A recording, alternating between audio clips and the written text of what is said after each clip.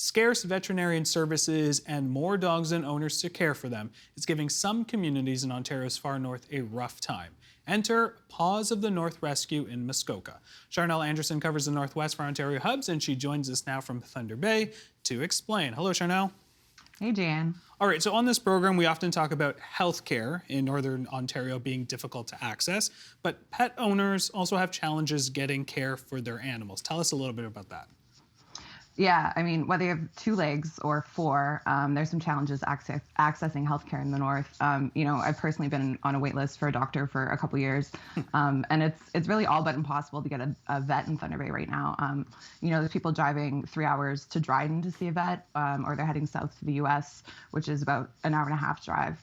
There's been people who, sadly, their pets have died without receiving care because of the lack of access to vet care. So this is really an ongoing issue. But the challenges to vet care, aren't solely a Thunder Bay issue.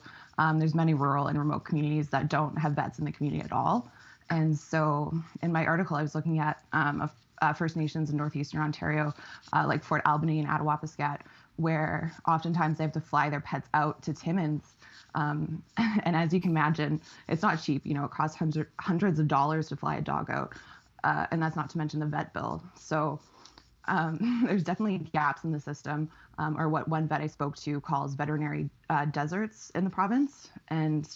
But thankfully, there's organizations like Dog Rescues who've stepped up to fill this gap. And so they partner with communities to provide vet clinics, typically funded through fundraisers. So these services are often offered pro bono. And, they provide services like spaying and neutering and vaccinations, which are important for the health of dogs, as well as population control. All right, let's talk about the issues of sort of stray dogs in Northern Ontario. Let's make it clear. Is this an issue? Is this sometimes can fall into a sort of some stereotypes and maybe this image that dogs are sort of running wild, but is that an issue sort of across Northern Ontario? Yeah, so I wouldn't characterize it as a northern issue necessarily. I think it comes down to issues around population control and, also access to vet care. I don't know if you remember The Price is Right and Bob Barker telling you to get your pet spayed and neutered. Right. But yeah, and because it's important because, females can have 1 or 2 litters of puppies a year. And if there's a lot of females, it can get out of hand pretty quickly, right? So, for example, in Fort Albany, they're working on a dog control bylaw, which they haven't had up until now, because they're having issues with nuisance dogs and aggressive dogs. And, so when a female goes into heat, the males can get fairly aggressive. And sometimes, they're hanging around in packs, and it can be kind of intimidating, right? I spoke with a chief in Fort Albany, and she says, it's a small community, but she doesn't want to walk around. She drives because she would prefer to avoid the dogs. Okay. In your article, you talk about one organization, Paws of the North Rescue. Tell us about what they're doing to help dog owners. Yeah, so Paws of the North Rescue is a dog rescue in Muskoka, and I spoke with their founder and director. Her name is Holly Marco, and she's been working with Northern dogs, she says, for about 10 years in Northern communities. And so Paws of the North primarily works with fly-in communities. They've shifted their focus in the last year or so to providing supplies and services to these communities. So, things like dog food and leashes and collars, as well as organizing the vet clinics. So next week, Holly and a team of volunteers and vets who are also volunteering, they'll be flying up to Attawapiskat and Fort Albany. And initially they wanted to drive, but the ice roads aren't ready yet. And so that's increased the cost of this trip fairly significantly. I think Holly estimates it's going to be around $25,000. But that's going to allow them to spay and neuter as many dogs as they can. They figure somewhere around 100 animals in each community, as well as providing things like vaccinations. And this is something that the chief of Fort Albany says that she's grateful for, given the challenges with access to vet care in the community. You talked about a pretty steep price tag there, $25,000 roughly. Just curious, where does that money come from? It's all, fundraisers and people contributing, right? So. All right. We can't talk about dogs on this program without, of course, showing some photos. So we do have some photos here. These are dogs that Holly Marco's team has looked after. Tell us what we're looking at here. Who's in this photo? Obviously, it's a really cute dog in the corner there as well. Yeah, so that's Holly, the director of Paws of the North, and she's in Attawapiskat there. They did a mini wellness clinic last fall. It looks like she's giving him a vaccine. Puppies need a whole series of vaccines in order to prevent disease, some of which can be deadly, right? And so that's one of the services that they provide in these communities. All right, let's look at the next photo. Oh, look at these. Okay, what are we looking at here? That's just a big old box of puppies. I don't know which community they're from, but they were waiting for their flight out, likely to be fostered and adopted down south. Like a lot of rescues, Paws of the North, will take these quote unquote excess puppies to larger population centers, where there's more demand for adoption. All right, speaking of travel, our next photo, we got some dogs here in some carriers. Some more gorgeous puppies that, the blue eyes there.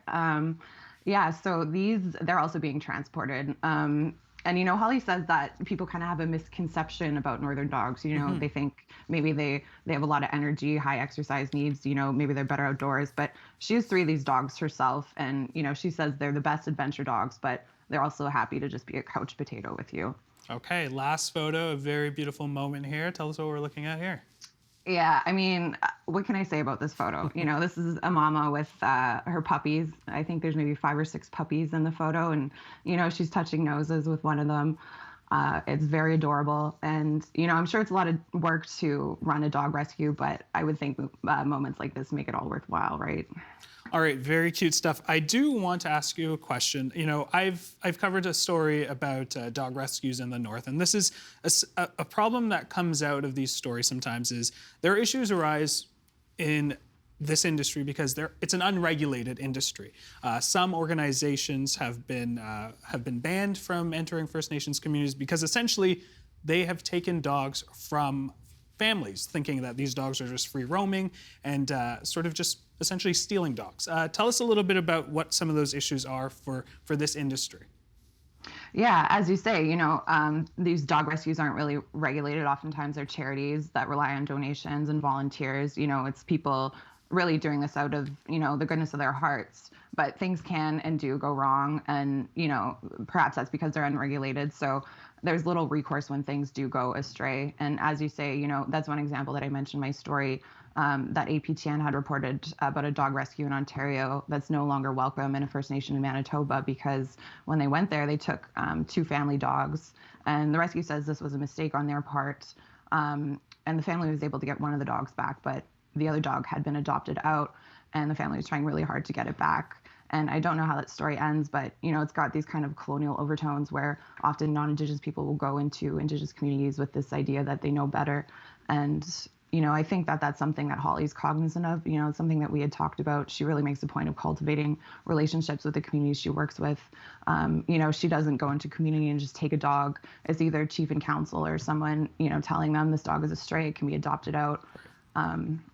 Fort Albany, they have a partnership with them and they seem happy with it. So that's really an important aspect of this work is building these relationships.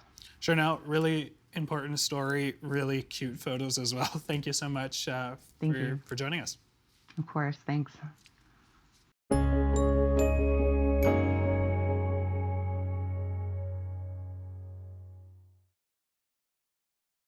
The Agenda with Steve Paikin is made possible through generous philanthropic contributions from viewers like you.